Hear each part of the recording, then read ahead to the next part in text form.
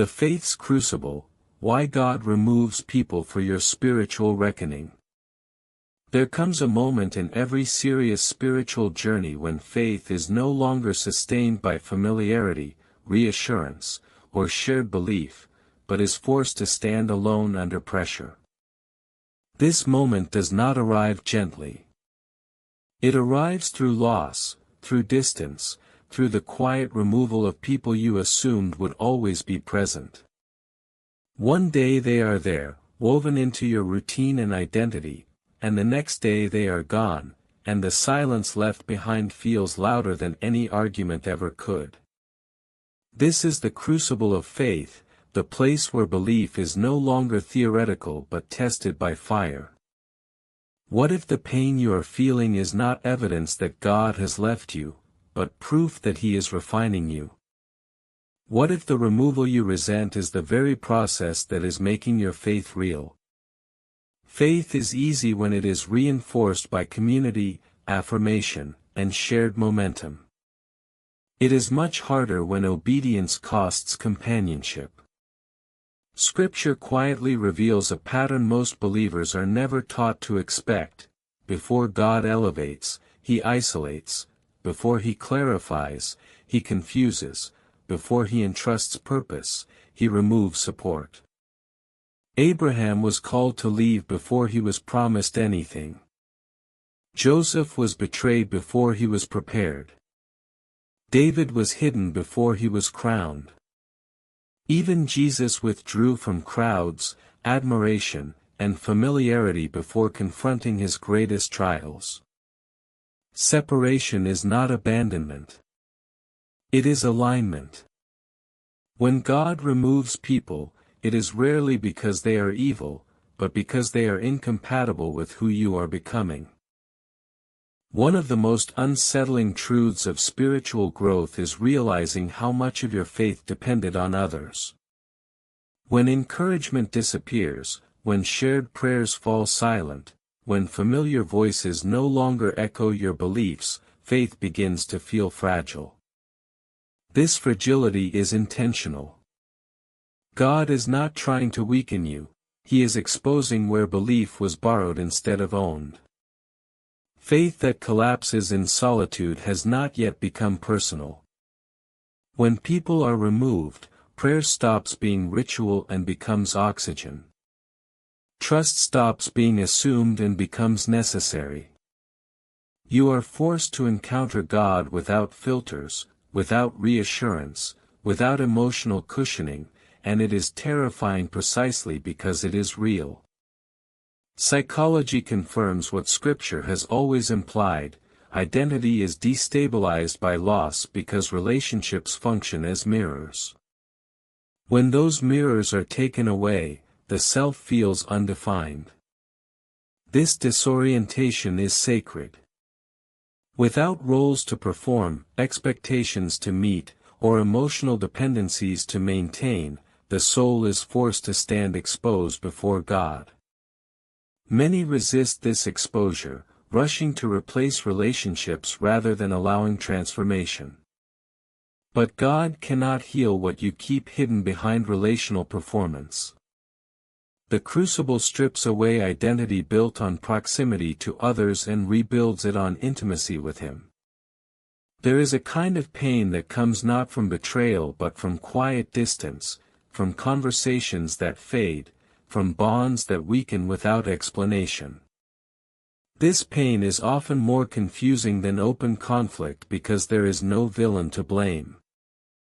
God allows this kind of separation deliberately. It prevents bitterness while still accomplishing alignment. Quiet removal forces accountability inward instead of outward. You cannot fight an enemy that does not exist. You must wrestle with obedience instead. This is where spiritual adulthood begins, when faith no longer depends on who stays but on who God is. Many people assume loyalty guarantees longevity, that love ensures permanence, that faithfulness secures shared futures. Scripture never makes this promise. Loyalty to God often disrupts human loyalty. Jesus himself acknowledged that truth would divide households, friendships, and paths. This does not diminish love, it reorders it. God refuses to compete with any relationship for first place, not because he is insecure, but because anything placed too high eventually collapses. When God removes people, he is restoring proper order before imbalance destroys you. One of the hardest aspects of faith's crucible is the loss of the future you imagined. You are not only grieving people, but the version of life you expected to live with them. Dreams quietly dissolve. Plans lose relevance. The mind replays memories, conversations, promises, asking again and again what went wrong. This mental looping is part of refinement. Each replay asks a deeper question: will you cling to what was, or trust what will be? Letting go is not forgetting, it is surrendering ownership of outcomes you can no longer control. Faith matures when you trust God with futures that no longer include familiar faces. There is also grief for the version of God you thought you knew. Many believers unconsciously trust a God who preserves comfort more than character, stability more than sanctification. When comfort disappears, theology is tested. Some walk away, mistaking refinement for cruelty. Others stay, discovering a God who values truth over ease and transformation over tranquility. The crucible reveals not only who you trust, but what kind of God you believe in. Is he a comforter only, or a refiner willing to burn away what cannot remain? God's silence during this season is often misunderstood as distance. In reality, silence is space. It creates room for discernment, depth, and unfiltered faith. Constant reassurance would stunt growth. Silence trains you to hear God internally rather than externally.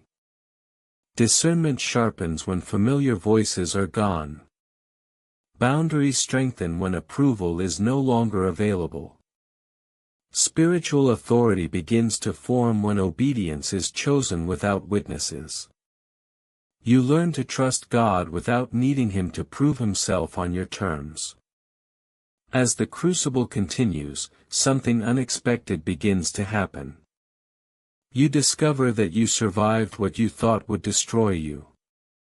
You prayed without answers. You walked without reassurance.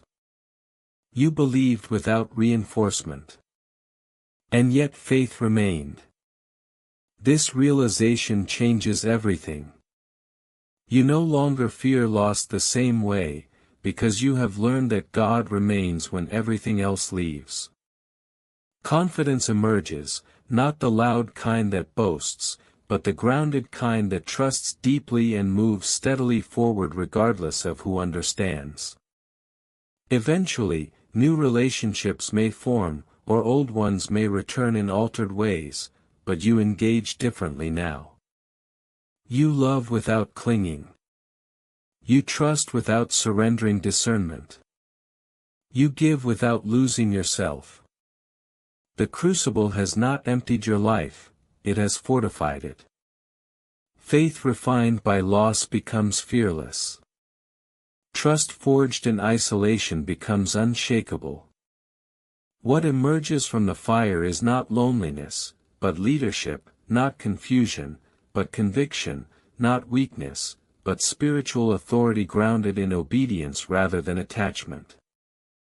If you are in this season now, feeling stripped, misunderstood, or alone, understand this: nothing is being taken from you that your future cannot live without.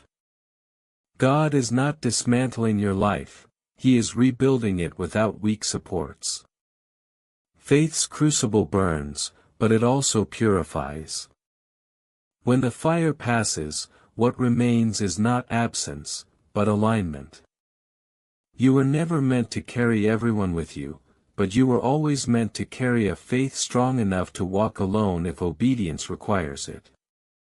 There is a subtle moment in the crucible when fear begins to loosen its grip, not because circumstances improve, but because certainty quietly shifts. You stop asking when things will return to how they were and begin accepting that they never will. This realization is not despair, it is freedom. Faith stops negotiating with the past and starts cooperating with the future. You realize that clinging to what God removed would require more energy than trusting what He is building. This is the point where obedience becomes less painful than resistance, where surrender feels lighter than control, and where trust stops being a decision and becomes a posture. At this stage, God begins addressing motives that were invisible before separation. You start noticing how much of your obedience was fueled by validation, how much of your kindness expected reciprocation, how much of your sacrifice hoped for recognition. The removal of people removes the audience. What remains is motive stripped bare. This is uncomfortable because it exposes not sin, but self. God is not condemning you for this, He is purifying intention. Obedience offered without witnesses is the rarest and most powerful form of faith. Something else quietly changes during this season, your relationship with time. Waiting no longer feels like delay but like formation. You realize that God is not slow, He is precise. He is aligning internal capacity with external calling. Without this alignment, blessing would crush you. Influence without identity would deform you. Companionship without discernment would derail you. God removes people not to isolate you indefinitely, but to ensure that when connection returns, it does not compete with calling. You may notice that your prayers become simpler but heavier. Fewer words, more weight. Less explanation, more surrender. You stop asking God to fix situations and start asking Him to shape you. This shift marks spiritual maturity. Faith is no longer measured by emotional highs or dramatic breakthroughs, but by steady obedience in quiet places. This kind of faith does not trend well, but it endures storms. There is also a painful humility that develops when you realize that some people did not leave because they were wrong, but because the season was over. Not every ending is a failure. Some relationships complete their assignment and quietly step aside. Faith's crucible teaches you to bless endings without understanding them, to release without resenting, to trust without explanations. This is not weakness. It is spiritual strength refined by loss. As isolation deepens, discernment sharpens. You begin recognizing patterns you once ignored, compromises you once justified, warnings you once dismissed. Distance gives perspective. What once felt confusing now feels obvious. God was protecting you long before you realized you needed protection. Separation did not create the problem, it revealed it. The pain was not punishment, it was prevention. Another unsettling truth emerges here: some people benefited more from your brokenness than they ever would have from your wholeness.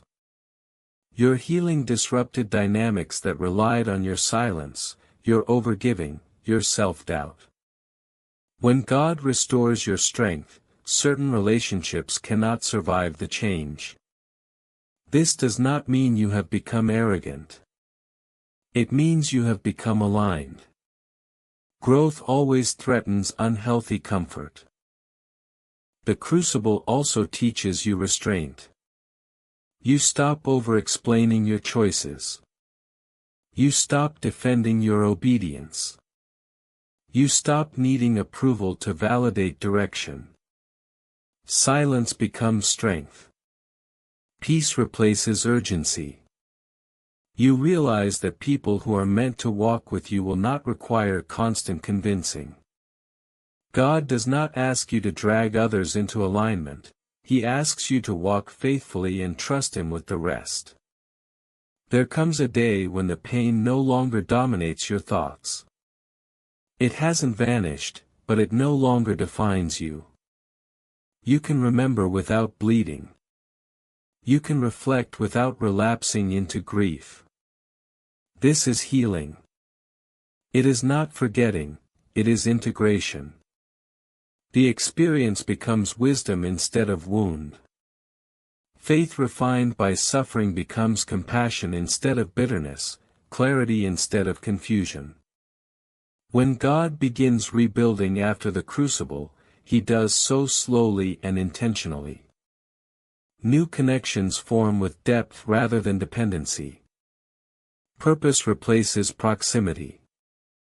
Conversations carry weight. Relationships align with calling instead of convenience. You recognize now that intimacy without alignment is exhausting. God gives you fewer connections, but stronger ones. Less noise, more substance. Perhaps the most powerful transformation is this: you no longer fear obedience. Once, following God felt risky because it threatened relationships. Now, disobedience feels riskier because it threatens peace. The fear has changed sides. This is freedom. This is faith that has passed through fire and emerged steady, grounded, and resilient. If you are still inside the crucible, still feeling the ache of absence, still wondering why this had to happen, hear this clearly: the fire is not random, and it is not eternal. God is not destroying you. He is distilling you. What cannot survive the fire was never meant to define you. What remains will carry you into places comfort never could. And when you finally look back, you will not only understand why certain people had to leave, you will thank God they did. Not because the loss did not hurt, but because staying would have cost you who you were called to become. Faith's crucible is severe, but it is sacred. It does not take from you, it reveals you. There is a quiet authority that begins to settle into your spirit after prolonged obedience without affirmation. It does not announce itself loudly or seek recognition. It simply stabilizes you. You move differently now, not hurried by fear or driven by urgency, but anchored by trust. Decisions become slower but surer. You no longer chase clarity, clarity meets you where you are. Faith forged in absence no longer needs constant reassurance because it has already survived without it. In this stage of the crucible, God begins teaching you the difference between connection and assignment. Some people were companions, not co-laborers. They were meant to walk with you for a stretch, not build with you forever. This distinction is painful because companionship feels like purpose when you are lonely. But assignment requires alignment, endurance, and shared direction. God removes people to protect the work He intends to complete through you, not because the relationship lacked value, but because it had a limit. Your emotional landscape also changes. The highs are not as euphoric, but the lows are no longer devastating. Stability replaces volatility. This emotional sobriety is often mistaken for spiritual dryness, but it is actually maturity. Faith is no longer dependent on feelings to function. You trust God even when you feel nothing, because you have learned that presence is not always accompanied by sensation. This steadiness allows you to lead without collapsing and to love without losing yourself. Another shift occurs in how you interpret opposition. Where once rejection felt personal, it now feels instructional. Resistance becomes information rather than identity. You realize that not everyone is rejecting you, some are simply recognizing that they cannot follow where you are going. This awareness removes resentment. You stop needing to be understood by those who were never meant to walk the full distance with you. The Crucible also reshapes your understanding of success. You no longer measure progress by visibility or approval, but by alignment and obedience. Hidden seasons lose their sting because you recognize their purpose. God often builds in obscurity what he intends to sustain in exposure. Without this hidden work, public blessing would collapse under pressure. Faith that survives unseen is the only faith that survives when seen. As God continues rebuilding, he introduces you to solitude not as isolation, but as companionship with him. Silence becomes familiar rather than frightening. You begin to hear guidance not through external signs but through internal conviction. This intimacy cannot be rushed or replicated. It is earned through endurance. Those who avoid the Crucible often spend their lives chasing confirmation. Those who endure it carry conviction. There is also a deep compassion that emerges from this season. You no longer judge those who are struggling with loss, confusion, or separation. You recognize the signs.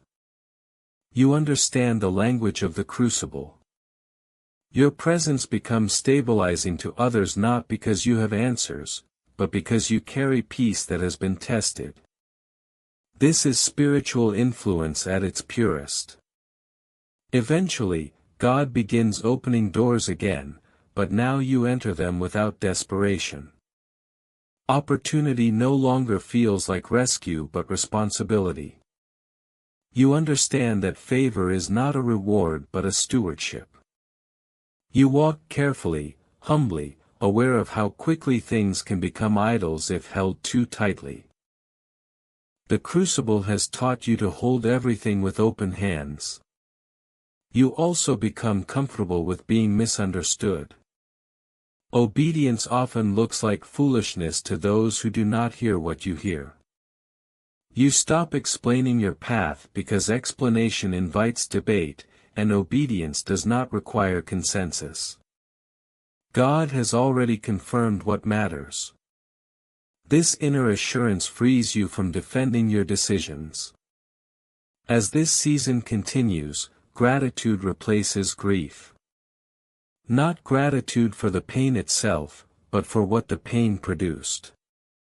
You begin to see strength where you once saw loss, clarity where you once saw confusion, freedom where you once felt trapped. The Crucible did not strip you of joy, it refined it. Joy becomes quieter but deeper, less reactive but more resilient. If faith's Crucible has taught you anything, it is this: God is far more interested in who you are becoming than in who stays with you. People may come and go, seasons may change, but the work God does within you endures. What he removes, he replaces with something stronger. What he takes, he returns in a form that no longer competes with him. And one day, perhaps sooner than you expect, you will realize that you no longer feel abandoned. You feel accompanied. Not by crowds, not by constant affirmation, but by a presence that was always there, waiting for the noise to clear. This is the gift hidden inside the Crucible. Not isolation, but intimacy. Not loss, but alignment. Not breaking, but becoming. There is a sacred recalibration that happens when faith is no longer fueled by urgency. You stop rushing God with timelines and start trusting him with process. Patience stops feeling passive and begins to feel powerful. You recognize that rushing would undo what refinement is still completing. God is not delaying you, He is deepening you. The Crucible teaches you that speed without depth leads to collapse, but depth eventually creates momentum that cannot be stopped. In this season, your discernment becomes almost instinctive. You sense when something is misaligned without needing dramatic signs. Invitations that once excited you now feel heavy. Opportunities that once tempted you now feel distracting. This is not loss of ambition, it is clarity of direction. God has tuned your spirit to recognize what drains you versus what develops you. You cannot unlearn what fire has taught you. Your capacity has changed. There is also a quiet mourning for what can never return. Some versions of life are permanently closed. This realization does not crush you anymore, it grounds you. Acceptance replaces resistance. You stop trying to resurrect seasons God has already buried. Faith matures when you trust God's endings as much as His beginnings. Gradually, you recognize that you are no longer defined by absence. Loneliness may visit, but it does not rule. Grief may surface, but it does not dominate. Your inner world has been fortified. God has become your reference point rather than your fallback. This is spiritual security. When God begins to use you in new ways, you do not rush to prove anything. You are content to serve quietly or visibly, knowing that significance is not measured by recognition. You have learned that calling is confirmed by obedience, not applause. The Crucible stripped away the need to be seen so you could be trusted. Perhaps the most transformative realization is this: you no longer need people to stay in order for you to stay faithful. Your commitment is no longer fragile. It has survived silence, loss, and confusion. Faith that has been tested like this does not shatter easily. It bends, it adapts, but it remains. And when you finally encounter others who have also passed through fire, there is immediate recognition. No explanations are needed. Depth recognizes depth. Pain refined into wisdom carries its own language. God connects those who have been shaped by similar surrender, not because their wounds match, but because their obedience does. What once felt like the worst season of your life quietly reveals itself as the most formative. The Crucible did not rob you of joy, it taught you where joy actually comes from. It did not isolate you, it aligned you. It did not weaken you, it refined you. You are not who you were when this began, and that is the miracle hidden inside the fire. If this season has cost you people, comfort, certainty, and control, know this with unshakable clarity: it has given you something far more valuable. It has given you faith that does not depend on circumstances, relationships, or reassurance. Faith's crucible is severe, but it is sacred. And what emerges from it is not emptiness, but authority grounded in trust, obedience, and unbreakable intimacy with God.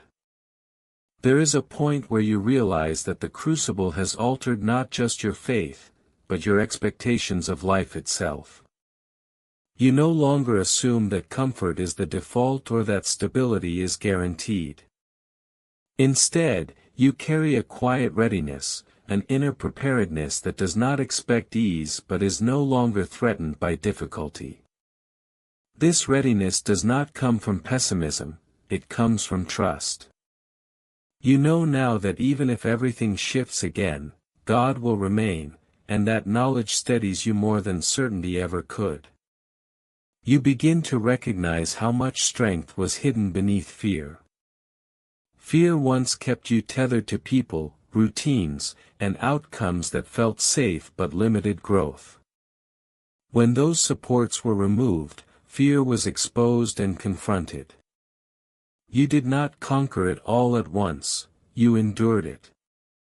Endurance reshaped fear into discernment.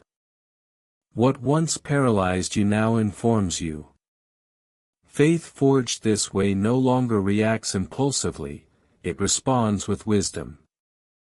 The crucible also changes how you interpret blessing. You stop equating blessing with accumulation and start recognizing it in clarity, peace, and alignment. Less feels fuller. Fewer voices feel louder. Simplicity feels rich. God has taught you that abundance is not about having more, but about needing less. This realization frees you from comparison and competition. You are no longer measuring your life against others because your life has been intentionally individualized by God. You notice that your obedience has become quieter. There is no dramatic announcement, no constant sharing of spiritual milestones.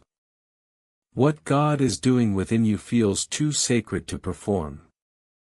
This privacy is not secrecy, it is reverence. Some transformations are meant to be lived, not displayed. The crucible teaches you discernment about what to share and what to protect. At times, memories resurface unexpectedly, not to reopen wounds but to confirm healing. You can revisit moments that once brought tears and now feel gratitude. Not because everything made sense, but because everything contributed. You see how loss redirected you, how absence clarified you, how disappointment disciplined you. The story did not end where you thought it would, but it became truer than the version you once imagined. You also become aware that your empathy has deepened. You listen differently now. You sit with others in pain without rushing to fix or explain. You understand that some struggles are not meant to be solved but accompanied. The crucible taught you that presence is often more powerful than answers. This makes your relationships fewer, but more meaningful. God begins trusting you with responsibility that requires stability rather than enthusiasm. You are invited into work that demands consistency, patience, and integrity. The excitement of beginnings has been replaced by the discipline of continuation. This is not less spiritual, it is more mature. Faith that lasts is built on perseverance, not passion alone.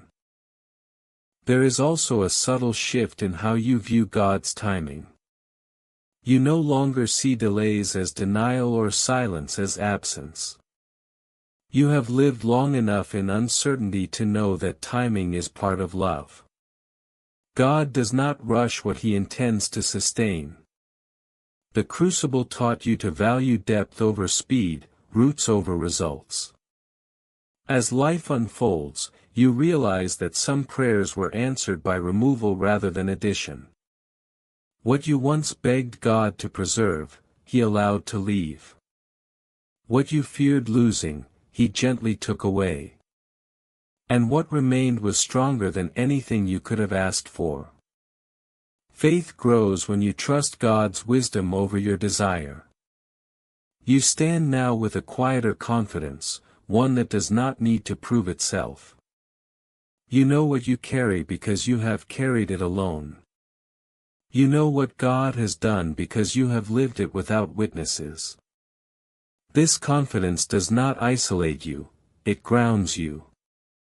It allows you to walk into new seasons without clinging to old ones.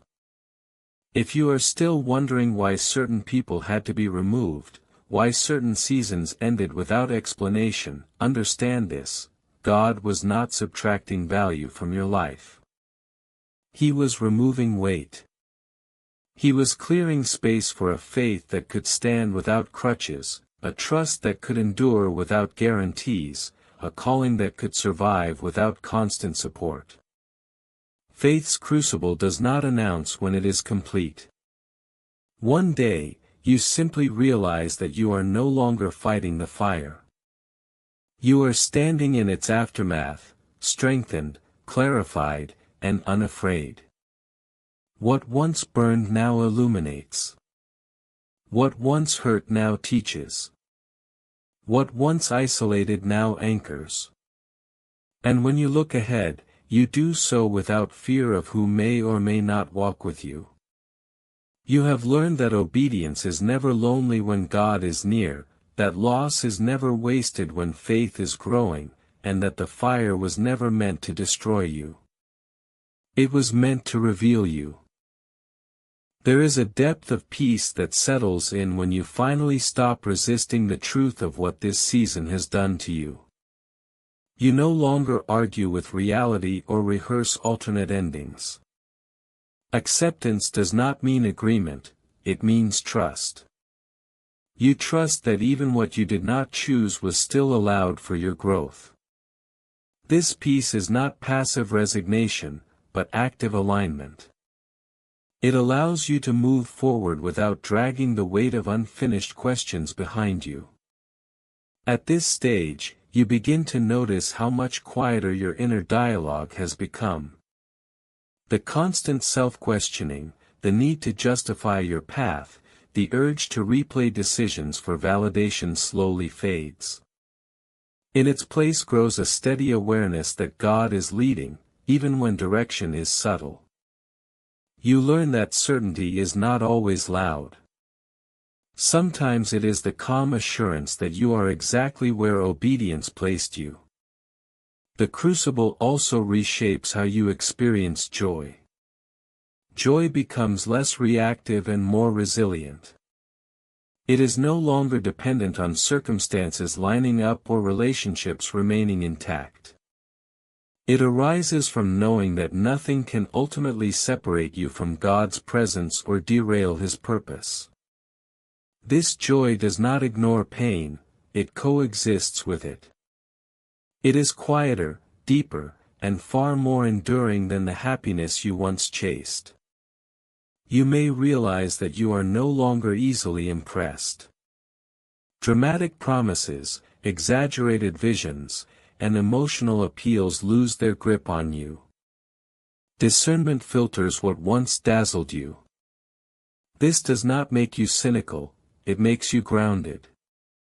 The crucible taught you the cost of believing too quickly and the value of waiting for fruit instead of promises. There is also a growing comfort with mystery. You stop demanding explanations for everything God allows. Not because curiosity is gone, but because trust has matured. You understand now that some answers would not help you, and some truths would overwhelm you if revealed too early. Faith learns to rest in what is known and surrender what is not. As you continue forward, you notice that your sense of purpose feels less frantic and more focused. You are not trying to prove significance or chase relevance. You simply show up faithfully where you are planted. This faithfulness, quiet and consistent, carries more power than ambition ever did. God works deeply through those who are willing to remain steady when no one is watching. You may encounter moments when the old ache resurfaces unexpectedly, triggered by a memory, a place, or a familiar sound. But now, the ache does not destabilize you. It reminds you how far you have come. Pain revisited becomes testimony. Loss remembered becomes perspective. You do not return to who you were, you honor who you have become. There is also a gentle courage that grows within you. You are no longer afraid of hard seasons because you have survived one that reshaped you. You trust your ability to endure because you trust God's faithfulness to sustain. Courage becomes less about bold action and more about quiet perseverance. When new people enter your life, you recognize the difference immediately. Connection feels lighter, cleaner, less demanding. There is mutual respect for boundaries, for individuality, for calling. You no longer merge identities to preserve closeness. You walk alongside others without losing yourself. This is the fruit of refinement. God begins using your story in subtle ways. Not through grand declarations, but through presence. Others sense stability in you. They feel safe bringing their questions, their doubts, their grief. You do not rush them through pain because you know what it means to be there. The Crucible has made you a place of rest rather than a source of answers. If you pause long enough, you may even recognize gratitude for the fire itself. Not because it was easy, but because it was effective. The Crucible removed illusions you did not know you carried. It stripped away dependencies you mistook for devotion. It revealed a faith you did not know you possessed. And so you walk forward now, not untouched by loss, but transformed by it. You carry wisdom instead of wounds, peace instead of panic, trust instead of fear. The fire did not consume you. It clarified you. Faith's crucible did not take your life apart, it put it in order. What remains is not emptiness, but presence. Not isolation, but intimacy. Not confusion, but conviction. You are not who you were before the fire, and you no longer need to be. The Crucible has done its work. And what stands now is faith that can endure whatever comes next. There is a gentle steadiness that marks this stage of the journey, a sense that even uncertainty no longer feels threatening. You have learned that faith does not require constant clarity to remain strong. It requires trust, and trust has been forged in you through absence, waiting, and surrender. What once felt like drifting now feels like being carried. You move forward without forcing direction, confident that obedience itself creates momentum. You may notice that you no longer fear being alone in the same way. Solitude has taught you companionship with God that crowds never could. Silence has become familiar rather than oppressive. You are comfortable with your own thoughts because they are no longer crowded with fear. This is not isolation, it is integration. Your inner world has found coherence.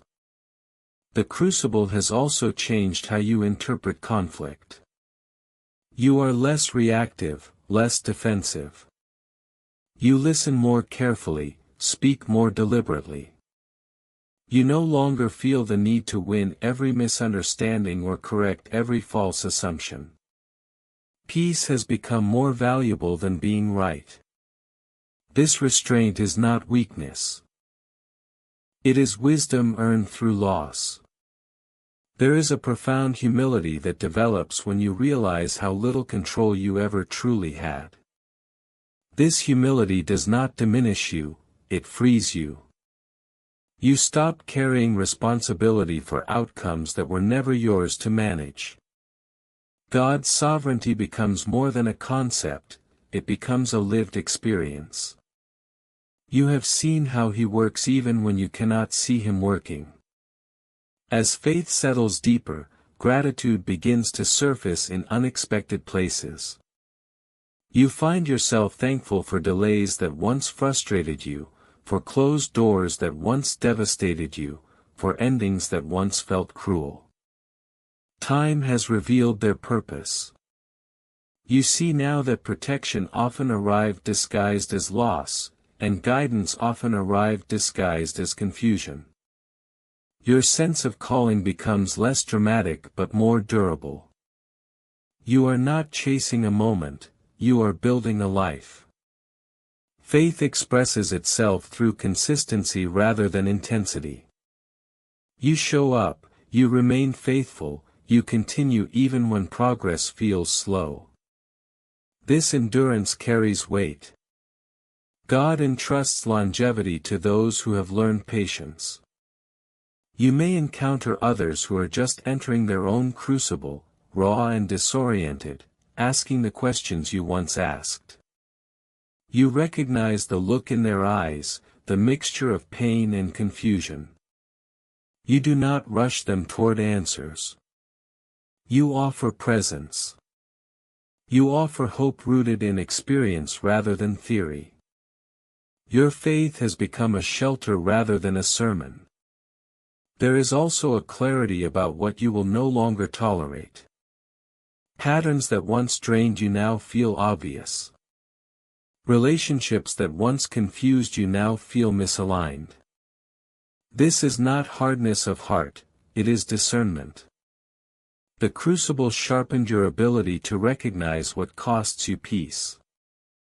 You protect what God rebuilt.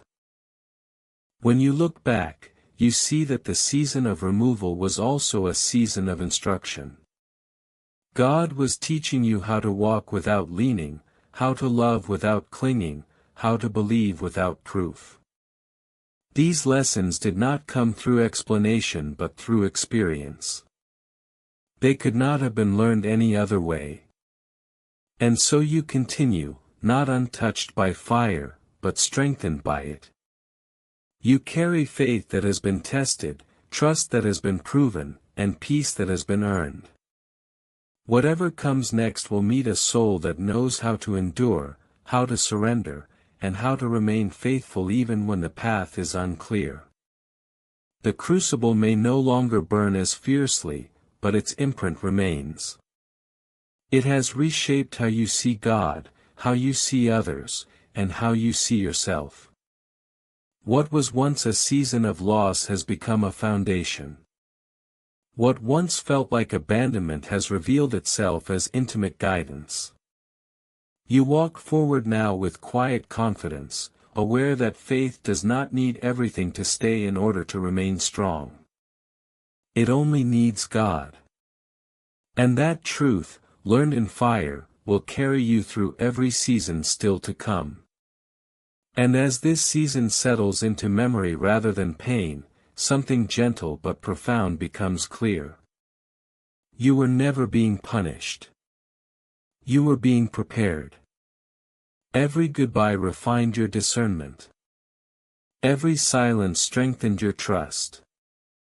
Every unanswered question taught you how to walk without leaning on certainty. The crucible did not remove love from your life, it taught you how to love without losing yourself.